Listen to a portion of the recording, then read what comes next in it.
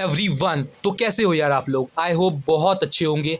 आज के इस वीडियो में हम लोग हिंदुस्तान ओलंपियाड क्लास 6 का जनरल नॉलेज का कंप्लीट प्रिपरेशन करने वाले हैं। ठीक है, कंप्लीट मतलब कंप्लीट प्रिपरेशन। ठीक है, आप सबको पता है यार 100 मार्क्स का पेपर आता है ना, उसमें से 20 मार्क्स जनरल नॉलेज से आता है और बहुत टफ होता है जनरल नॉलेज। तो इसलिए मैं आपका जनरल नॉलेज की कंप्लीट प्रिपरेशन करा दूंगा। So don't worry for that. अगर आप चाहते हो ऐसे ही आपके सारे सब्जेक्ट्स जो भी मतलब 5 सब्जेक्ट होते हैं ना टोटल, जैसे ये तो मैं आपको 20 मार्क्स का प्रिपेयर कर रहा हूँ, आप चाहते हो और 80 मार्क्स का प्रिपेरेशन करना, या सिंपल बोलूँ 100 आउट ऑफ 100 पाना चाहते हो हिंदुस्तान ओलंपियाड में, तो जाकर मेरा कोर्स ज्वाइन कर लो। ठीक है, क्लास 6 के लिए स्पेशल कोर्स है। ठीक है, Hindustan olympiad complete preparation course, link मैं डिस्क्रिप्शन में दे दूंगा, कमेंट बॉक्स में पिन कर दूंगा। सिर्फ 200 रुपीज़ में, सिर्फ 200 रुपीज़ में आपको कंप्लीट प्रिपरेशन कराई जाएगी हिंदुस्तान ओलंपियाड की। तो जाकर ज्वाइन कर लो, है ना। बहुत लोगों ने ज्वाइन कर लिया है। हम लोग वहाँ पे लाइव क्लासेस लेते हैं। ठीक है, मतलब सामने सामने बात करते हैं, समझते हैं एक दूसरे की बातों को, है ना, अपने डाउट्स को सॉल्व करते हैं। ठीक है, तो जाकर ज्वाइन कर लेना कोर्स को। ठीक है, देखते हैं क्वेश्चंस। ठीक है, हम लोग यहाँ पे 10-15 ही क्वेश्चन देख पाएंगे, है ना। कोर्स में क्या होगा, मैं आपको सारे क्वेश्चंस दे दूंगा, जितने इंपॉर्टेंट क्वेश्चन है सब दे दूंगा, और वही क्वेश्चन एग्जाम में आ जाएंगे। देखना, अभी जो भी क्वेश्चन बताऊंगा ना उसमें से 50-60% क्वेश्चन आ जाएगा एग्जाम में, देखना। क्वेश्चन नंबर 1 देखो, who was the first emperor of the Mauryan dynasty. Maurya dynasty, Maurya dynasty का सबसे पहला इंपरर कौन था। इंपरर मतलब राजा। सबसे पहला राजा कौन था मौर्य डायनेस्टी का। अशोका था क्या, या फिर चंद्रगुप्त मौर्य था, या फिर बिंदुसार था, या फिर हर्षा था। चंद्रगुप्त मौर्य था। Chandragupta Maurya was the first emperor of the Maurya dynasty. Maurya dynasty के सबसे पहले राजा कौन थे, चंद्रगुप्त मौर्य थे। चंद्रगुप्त मौर्य के बाद कौन बने, बिंदुसार बने। बिंदुसार के बाद कौन बने, उसके बेटे अशोका बने। ठीक है, सबसे पहले कौन बने, चंद्रगुप्त मौर्य बने। ठीक है, याद रहेगा। अगला क्वेश्चन देखते हैं। अगर वीडियो पसंद आ रहा है तो वीडियो को लाइक करो यार, अपने फ्रेंड्स को शेयर करो, फ्री में पढ़ा रहा हूँ, है ना। ये डेमो क्लास है। ठीक है, which is the largest river in India. India में सबसे लार्जेस्ट रिवर कौन है, सबसे लंबी रिवर कौन है, सबसे लंबी नदी कौन है। बताओ कौन सी नदी सबसे लंबी है। गंगा नदी सबसे लंबी है, या यमुना नदी सबसे लंबी है, या फिर ब्रह्मपुत्र, या फिर गोदावरी। हमारा गंगा माँ। ठीक है, Ganga is the largest river in India. Ganga largest river है इंडिया में, याद रखना। ठीक है, आगे बढ़ते हैं। Which is the largest continent by area. Area के हिसाब से लार्जेस्ट कंटिनेंट कौन सा है, लार्जेस्ट कंटिनेंट कौन सा है। ऑब्वियसली यार, जिस कंटिनेंट में हम लोग रहते हैं वही कंटिनेंट सबसे लार्जेस्ट है, सबसे बड़ा वही कंटिनेंट है।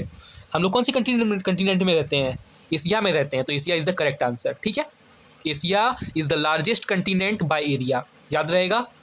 ठीक है, अगला आगे बढ़ते हैं। Question number 4, who is the known as the father of Indian constitution. Indian constitution का हम लोग किसको फादर बोलते हैं, इंडियन कॉन्स्टिट्यूशन का हम लोग किसको फादर बोलते हैं। बी आर अम्बेडकर को बोलते हैं। हाँ बिल्कुल, बी आर अम्बेडकर को बोलते हैं। बी आर अम्बेडकर को हम लोग क्या बोलते हैं, father of the Indian constitution. ठीक है, जवाहरलाल नेहरू कौन थे, first prime minister of India थे। ये सब बात भी याद रखना, है ना। अभी तो मैं आपको ऐसे क्वेश्चन बता रहा हूँ, घुमा के भी आ जाएगा। ठीक है, B R Ambedkar is known as the father of the Indian constitution. Jawaharlal Nehru कौन थे, first prime minister of India थे, याद रखना।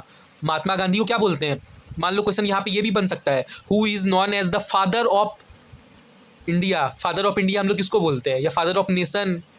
ठीक है, ऐसे घुमा के भी आ सकता है, तो किसको बोलते हैं, father of nation. Who is the father of nation, Mahatma Gandhi. ठीक है, who is the first prime minister of India, Jawaharlal Nehru. Question से भी क्वेश्चन बनेगा, याद रखना। जो क्वेश्चन बोल दिए एकदम सेम क्वेश्चन नहीं आ जाएगा, सिमिलर आ जाएगा एकदम। ठीक है, तो वो सब हम लोग कोर्स में बताते हैं। ठीक है, आगे देखते हैं। Who is known as the father of modern physics. ये सब क्वेश्चन आता है, who is known as that, who is known as that, ये सब क्वेश्चन आता है ना, अच्छा खासा मार्क्स का आता है, ये देख लेना ये सब। ठीक है, मॉडर्न फिजिक्स का हम लोग किसको फादर बोलते हैं, who is known as the father of the modern physics. Modern physics का हम लोग किसको फादर बोलते हैं, आइजैक न्यूटन को बोलते हैं क्या, या एल्बर्ट आइंस्टाइन को बोलते हैं, या फिर गैलीलियो गैलीलिन को बोलते हैं, या स्टीफन हॉकिंग को बोलते हैं। किसको बोलते हैं, एल्बर्ट आइंस्टाइन को बोलते हैं। Albert Einstein is known as the father of modern physics, याद रहेगा।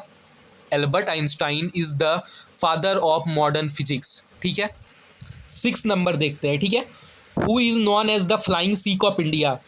फ्लाइंग सीक ऑफ इंडिया किसको बोलते हैं, फ्लाइंग सीक ऑफ इंडिया, जो सबसे तेज दौड़ते थे, है ना, कौन थे वो, मिल्खा सिंह थे। Milkha Singh is known as the flying Sikh of India. ये सब क्वेश्चन आ रहा है। ठीक है, हु इज नॉन एज वाला देख लेना अच्छे से। ठीक है, who is the first president of India, ऐसे भी क्वेश्चन बनेगा। ठीक है, who is the second president of India, who is the first women president of the India, घुमा फिरा के आएगा, देख लेना, ठीक है। Who is known as the flying Sikh of India, Milkha Singh is known as the flying Sikh of India, right, clear है। Question number 7 देखते हैं, ठीक है। Which gas is the most responsible for global warming, कौन सा गैस है जो कि ज़्यादा रिस्पॉन्सिबल है ग्लोबल वार्मिंग के लिए, ग्लोबल वार्मिंग के लिए कौन सा गैस रिस्पॉन्सिबल है, ऑक्सीजन, कार्बन डाइऑक्साइड, नाइट्रोजन या फिर हाइड्रोजन, कौन सा गैस ग्लोबल वार्मिंग के लिए सबसे ज़्यादा रिस्पॉन्सिबल है। तो the correct answer is carbon dioxide. Carbon dioxide is the gas which is most responsible for global warming. Global warming के लिए सबसे ज़्यादा कौन रिस्पॉन्सिबल है, कार्बन डाइऑक्साइड है, याद रहेगा। आगे देखते हैं, who wrote the famous book the jungle book. अरे मोगली वाली मोगली देखा है, मोगली, वो मोगली कहाँ से बनाया गया, जंगल बुक से देख के बनाया गया है। जंगल एक बुक का नाम है, जंगल बुक, ठीक है, एक बुक का नाम है द जंगल बुक, ठीक है। उस बुक में ही मोगली वगैरह वो सब लिखा गया है और उसी से वो आप देखते हो कार्टून, ठीक है। तो ये जो बुक है ना जंगल बुक, ये किसने लिखा है, बहुत फेमस बुक है ना, इसी से तो मोगली बना है, ठीक है। मोगली का जो भी कहानी है, जो भी आप देखते हो कार्टून, पूरा इसी से देख के बना है, बहुत फेमस बुक है, ठीक है। आपने पढ़ा होगा, है ना, आप ये कोई भी बुक के चैप्टर में ही दिया होगा थोड़ा सा, है ना। द जंगल बुक किसने लिखा है, J.R. रॉलिंग ने लिखा है या रुडयार्ड किपलिंग ने लिखा है या मार्क ट्वेन ने लिखा है या फिर चार्ल्स डिकेंस ने लिखा है। अरे चार्ल्स डिकेंस कहाँ से आ गए यार, ये साइंटिस्ट वगैरह कहाँ से ला दिए, क्या बात कर रहे हो सर। रुडयार्ड किपलिंग ने लिखा है, Rudyard Kipling wrote the famous book the jungle book. Jungle book किसने लिखा है, रुडयार्ड किपलिंग ने लिखा है, याद रखना, एग्जाम में आ जाएगा, मैं बता रहा हूँ, मतलब एग्जाम में आ ही गया समझो। Which of the following festival is known as the festival of lights. यहाँ पे जो आपको फेस्टिवल के नाम दिख रहे हैं ना, 4 फेस्टिवल के नाम, एक होली हो गया, दिवाली हो गया, ईद हो गया, क्रिसमस, इन सब में से कौन से फेस्टिवल को हम लोग फेस्टिवल ऑफ लाइट्स बोलते हैं।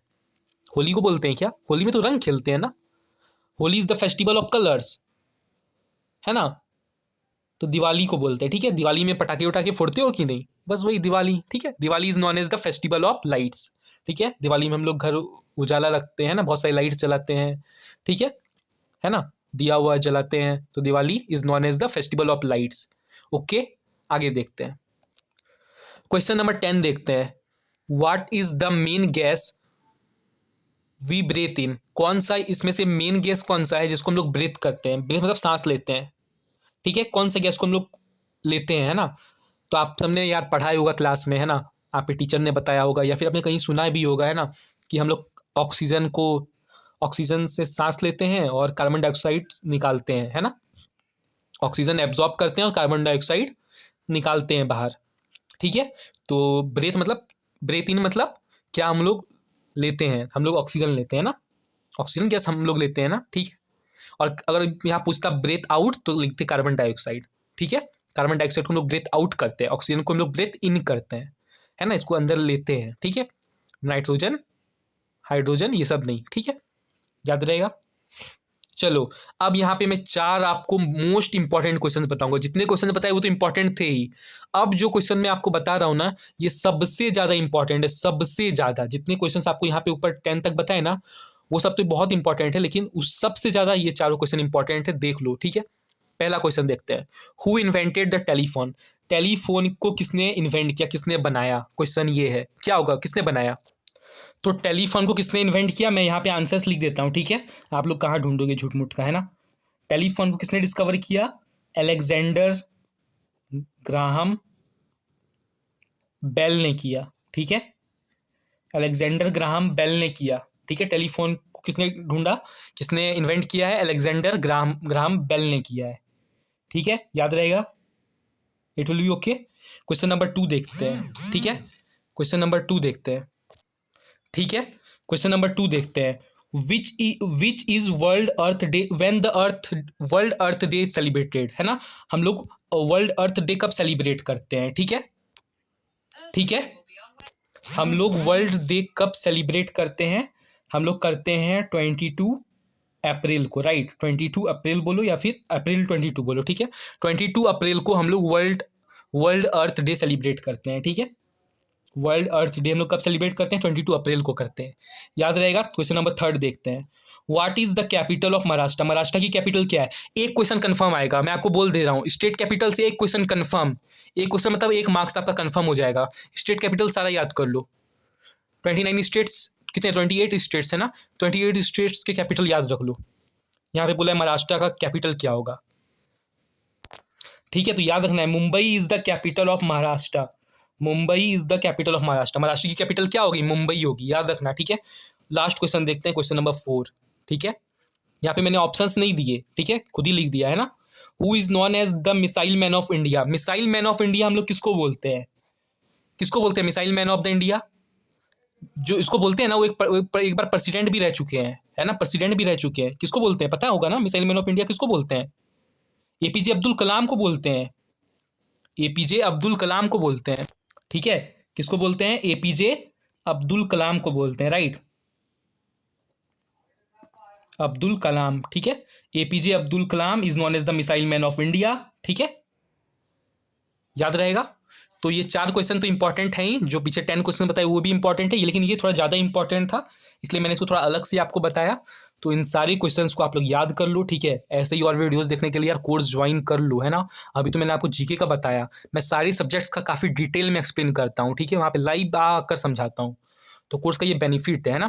सिर्फ 200 का कोर्स है यार, लगा लो 200 रुपीज़, है ना, आराम से पढ़ोगे, है ना, ठीक है। कोर्स ज्वाइन कर लो, जितनी जल्दी हो उतनी जल्दी ज्वाइन कर लो, ठीक है।